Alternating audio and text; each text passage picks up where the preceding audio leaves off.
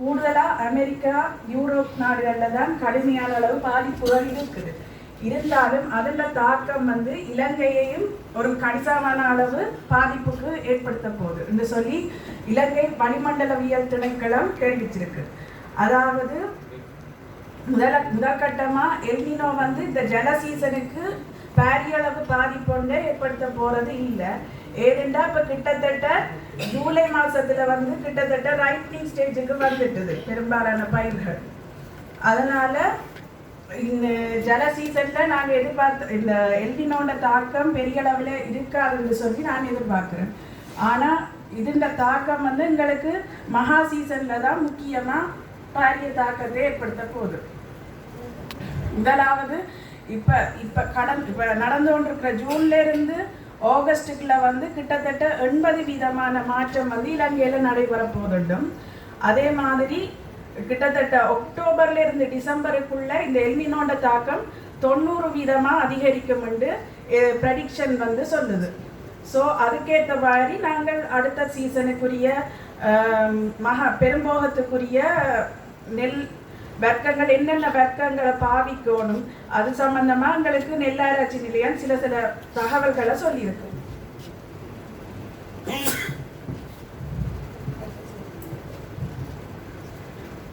இதுல நான் சொன்ன மாதிரி இப்ப எங்களுக்கு நார்மல் நிலைமையில தான் இருக்குது. கிட்டத்தட்ட எங்களுக்கு பெரும்போகம் தொடங்கியக்குள்ளதான் இப்ப அந்த இந்த சீசன் முடிவுல ஒரு கணிசமான அளவு வறட்சியே எதிர்பார்க்கலாம். இப்ப நாங்க இந்த மாசம் ரைப்பனிங் ஸ்டேஜ் தாண்டபடியா அடுத்த மாசம் நாங்க ஹார்வெஸ்டிங் ஸ்டேஜுக்கு போடுவோம். இப்ப சிறுபோகத்தை பொறுத்த அளவுல அதனால நாங்கள் ஜல சீசன்ல அந்த அளவுக்கு பாதிப்பை ஏற்படுத்தாது. ஆனா அடுத்த பெரும்போகத்துல ஏற்கனவே மிஸ் சொன்ன மாதிரி ஒரு பெருமளவான மழை வீழ்ச்சியை நாங்கள் எதிர்பார்க்கலாம். அதாவது அக்டோபர்ல இருந்து நவம்பருக்குள்ள நாங்க 2வது இடைப்பருவ பயிற்சி மழையில அதை சொல்றது. அது கணிசமான அளவு தாக்கத்தை ஏற்படுத்துறபடியா நாங்க எல்லா சூழ்நிலைக்கும் தயாராக இருக்க வேண்டியது அவசியமா இருக்குது. அடுத்தது இப்ப நாங்க மேலோட்டமா பார்ப்போம்.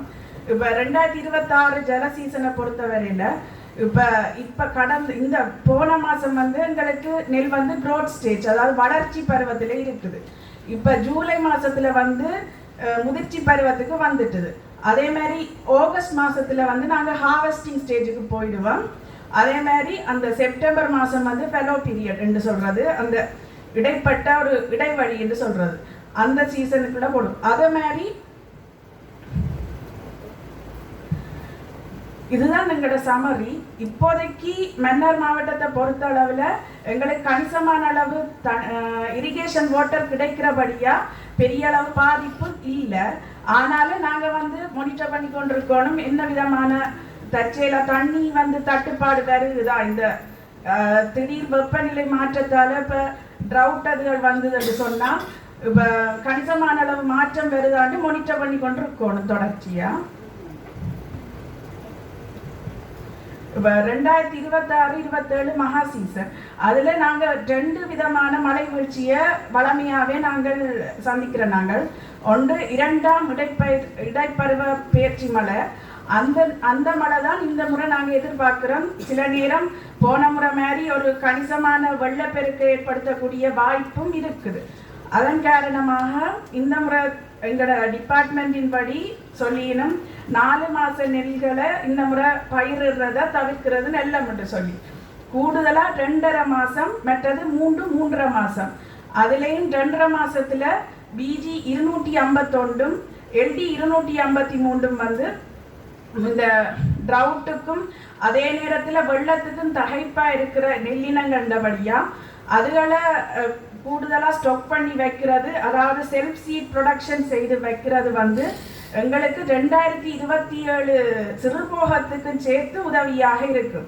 ஏனென்றா இதன் தாக்கத்தின் காரணமாக அடுத்த வருஷ சிறுபோகத்துக்கும் இதன் அந்த வறட்சி நிலை தொடர்ச்சியா நீடிச்சு கொண்டிருக்கும்.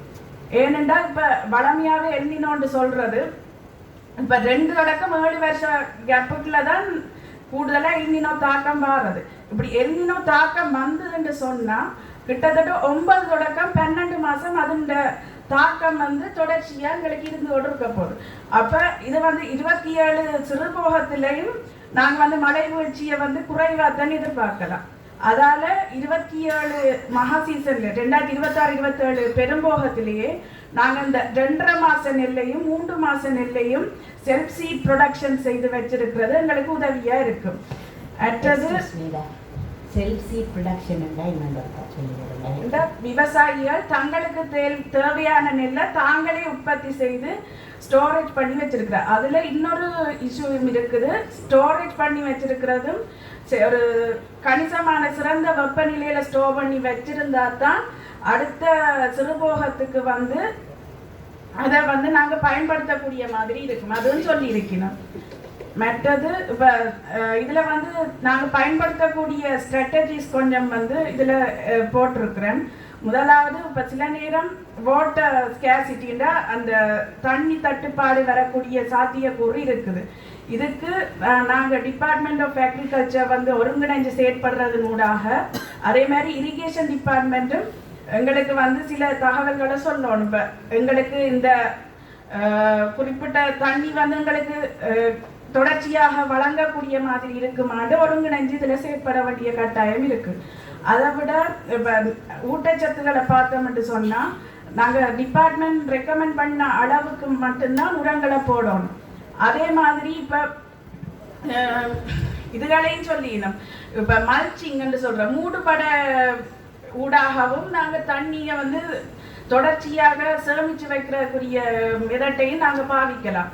அதாவது இப்போ நாங்கள் வந்து உமியம் மற்றது வைக்கோல் மற்றது ஆர்கானிக் மெட்டர் அதுகளை வந்து நிலத்துக்கு போடுறதுனூடாக இப்போ தண்ணி தட்டுப்பாடு வர்ற நேரங்களில் அது தண்ணியை சேமித்து வச்சு எங்களுக்கு ரிலீஸ் பண்ணக்கூடிய மாதிரி அந்த மெதட்டுகளையும் பாவிக்கலாம். மற்றது வளமையாகவே பெஸ்ட் அட்டாக் வந்து வளமையாகவே ஜல சீசனில் கொஞ்சம் அதிகமாகத்தான் இருக்கிறது. இந்த காலநிலை மாற்றத்தால் நாங்கள் மைட்ஸ் அண்ட் பிபிஹெச் அட்டாக்கை அதிக அளவில் சந்திக்கக்கூடிய ஒரு சின்ன வாய்ப்பும் இருக்குது. அதனால் தொடர்ச்சியான மானிட்டரிங் வந்து இங்கே தேவைப்படுகிறது. அடுத்தது 2027 மகா சீசன். இதில் எங்களுக்கு இப்போ ஏற்கனவே நான் சொன்ன மாதிரி வெள்ளத்துக்கான சாத்தியக்கூறு இருக்கிறபடியா 3-3.5 மாத நெல்லுகளை பயன்படுத்துறதான் டிபார்ட்மெண்ட் ஆஃப் அக்ரிகல்ச்சர் வந்து இதில் இன்சிஸ்ட் பண்ணுது. 4 மாத நெல்லினங்களை எவ்வளவுக்கு தவிர்க்கலுமோ தவிர்க்கிறது நல்லம்னு சொல்லிடணும். மற்றது தொடர்ச்சியான எங்களுக்கு தண்ணி இரிகேஷன் சப்ளை இருக்குதான்றதையும் பார்க்க வேணும். இல்லைன்னா ஆல்டர்னேட்டிவ் மெத்தட்டா ஆல்டர்னேட்டிவ் வெட் அண்ட் ட்ரையிங் மெத்தட்டை வந்து நாங்கள் சூஸ் பண்ணுறது நல்லம்னு சொல்லி டிபார்ட்மெண்ட் ஆஃப் அக்ரிகல்ச்சர் சொல்லியிருக்கு. அதை விட எங்களுக்கு உரங்களும் வந்து நாங்கள் முதலே சொன்ன மாதிரி இயற்கை உரங்களையும் இதோட கலந்து பயன்படுத்துறதால எங்களுக்கு இந்த எங்களை நியூட்ரிஷன் வந்து லீச் ஆகுறது, இந்த வெள்ளத்தின் ஊடாக லீச் ஆகுறதோ அதுகளிலிருந்து பாதுகாத்துக் கொள்வதற்கு உதவியாக இருக்கும். நன்றி. நன்றி உதவி பணிப்பாளர் அவர்களுக்கு. அதை தொடர்ந்து